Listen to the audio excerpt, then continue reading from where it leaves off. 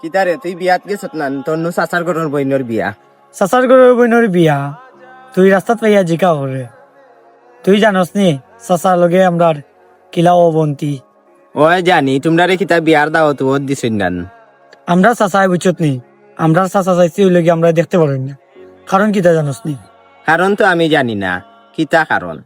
কারণ হইল রে ভাই আমরা টাকা পয়সা কোনো কিছু নাই দেখলে তো আমরার বাপে কত কষ্ট করি আমরা রে পালন আর চাচা নিজেও ইনকাম করেন চাচার ফুও লন্ডন আমেরিকা সব পিনাছইন এর লাগি ওই লগে তাইনর আত্মীয় অভাব নাই চাচার ওই লগে চাচা জেলা বড় লোক তাইনর আত্মীয় ওলা বড় লোক আমরা তাইনর সমাজে গিয়া তাইনর ফুরির বিয়া খাইতে পারতাম নাই ওই লাগি আমরা আর দাওয়াত দিছইন না আর আমরার পরিচয় কোনো সময় আমরা চাচায় মানুষের শুনাইতে চাই না যে অমুক হইল গিয়ে আমার ভাই আর অমুক হইল গিয়ে আমার ভাতিজা।